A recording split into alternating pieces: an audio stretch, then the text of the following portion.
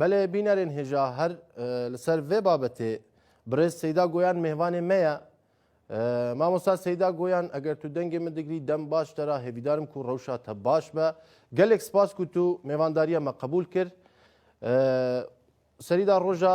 netewiya cilûbergên Kurdî jî li te pîroz bê mamosta destpêkê dixwazin gotinên destpêkê ji we bigirin derbarê kar û xebatên we ji ber ku bi rastî hûn bi salaya xizmetê kelepûr û çandên Kurdiyê dikin hem ji aliyê nivîskî ve hem ji aliyê berhevkirina gelek berheman belê mamosta kerem ke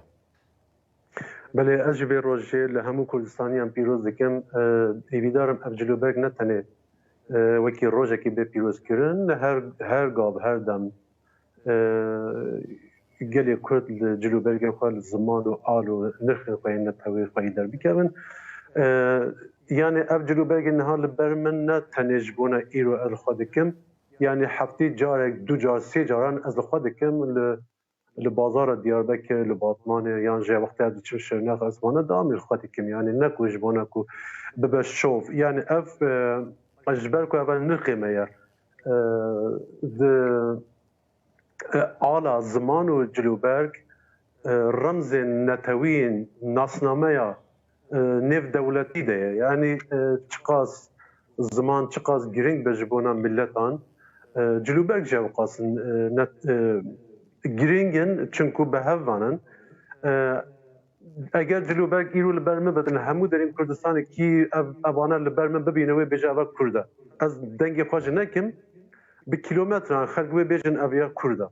حتی از ناخبم جی کس نتوامن نزاندن از بکیجان نتویمه وقتی از کردی با آخوان بیجه اوه کردیه وقتی ترکی به ترکی عربی عربی لی جلوبرگ جدور و وکی آلا ملتان خلق ناز دکه دزانه که اواج کیجان ملت با مجاز جلوبرگ چنده از نتنه جبونا روژه که الخواه دکم دو جیل برمه بو پیر جیل برمه بو از هرگاف لخواه دکم چار تاخمین من هیا دو شدو شاپی کن دو ترگالن هنک جه خاک دبیجن او چوخک قلاباخ فرنجی چار دانه من هیا هر دبرین بوتان و بهدینان و دبرا آلی سوران او انهاج بیرا من شو تدی اوین وید راوی شاخ بیونن یعنی بله اج سال 1993 حتی نه از به از خوازم ورم سر وی بابته مامۆستا گوتنی وش بشکر ببرم بجید دار لسر کوکا خوشین دبه بێگومان ئەم جی کورد بە چاند و زمان و ڕەسەناتیە خۆ بە تێن ناسین جلوبەرگین خۆ بە تێن ناسین هەنێکی بەحسا موزەخانەیەک وە بەکریە ئەس دخوازم هەنێکی ون بەحسا vê یەکێ بکەن بەلێ کەرەمکە بله از وکی بیوگرافی بیم سر بله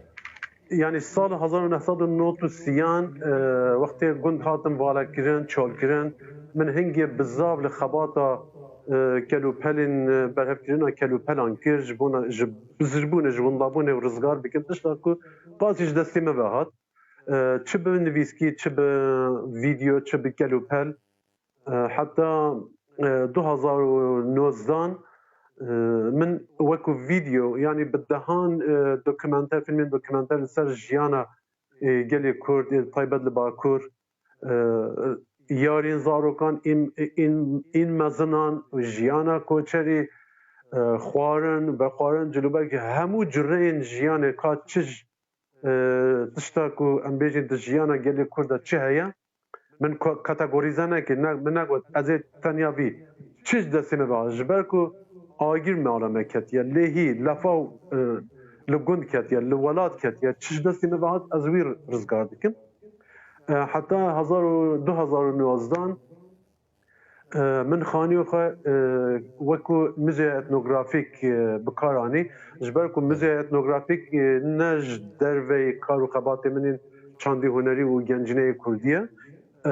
من او خانی خواه استیده مزن بوم خودی دام من وی وکو موزه اتنوگرافیک من چیکر درست کرد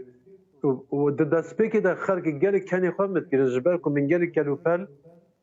مج گوان من برهب کرد مز سر شقام و گولانان گرکه من اوانا پیدا کرن من دانی سملی خو باشە زارۆک مامۆستاتان مناڵ هاتە ڕاستی چ پرسکرێکە ناتی هەم بژە عالیە وەک بێژن سازیên دەوڵەتێ و ئانگۆژ و عالیە وڵاتیان بە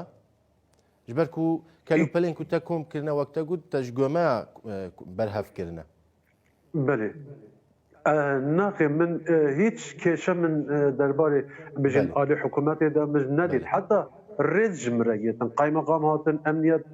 هاتن ئەم بێژین ئەسکەری هاتن تابێ پێد حەسیان حەچیت هاتن ئەو وەشانên zindî dikirin strand gotin ew Instagram û Facebook û ew weşanên zindî ewana pê hesiyan hatin wê derê qaymeqam hat wê derê du sê caran hatin berî xwedanê min got ez evim eger tiştekî yani evim eger kes Ez xwe şikayeteke ya min piştrast bike ez evim erê yani min got yani ev eger ji derve tiştekî şikayeta min bêt kirin evin eger tiştekî qedexe hebin êsta min bigirin eger nebitin evî şikayetî ji derve bêt dîqat nekin got baş e em Belê. destxweşiyê te dikin te karekî gelek pîrozkî ya em di vê derê tiştekî Mamosta Seyda şarozkeyekî biçûk berê hêvîdarim ku mînakên te wekî kesên wekî wa her zêde bin ji ber ku demê me kine mixabin lê pirsa herî dawî ez dixwazim ji we bikim ji ber ku bi rastî weke hûn jî dizanin em de dinyayeke de jiyan dikin ku modernîzm bi hemî avayên xwe ve pêş dikeve ango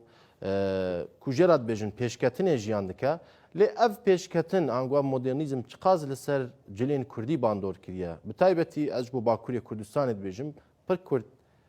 eger hebe em nêrînê we bigirin. Belê wala bedaxewe yani ji xwe ziman li Bakur çûye derçû êsta mixabin yan bi zanebûn yan nezanîn yan bi çavekî ticaret ev cilûbergên Kurdî di taybet li bajarin bê wekî Diyarbekir, Batman û ên ku li Mêrsîn û İstanbul evana dijîn ew xeyatên wê de dijîn ji qumaş dikujin dixwin ew şelê wan ferqa wan û pantolon nemaye qetil dikin ew nêva wan çol dikin yani tu min ji wan re gotî min çend êş Diyarbekirê got min got evana şerme eybe hûn li xwe dikin yani tu taybetmendiya wî bi cilûbergî Kurdî ve nemaye tenê ev şapik li ser mirov bêqey wekî cilûbergî Kurdî li şer wekî pantolona tu otokontrol niye mesela bêjîn hinek rêxistinek bêje ya ev tu çi dikî yani ji xwe ziman çû qet nebe rêz li cilûbergan bigirin Başa mamosta Seyda Goyan folklorîst nivîskar û lêkolîn wanê çand û kultur û ziman û edebiyata Kurdî ku tu me ra bûî gelek spas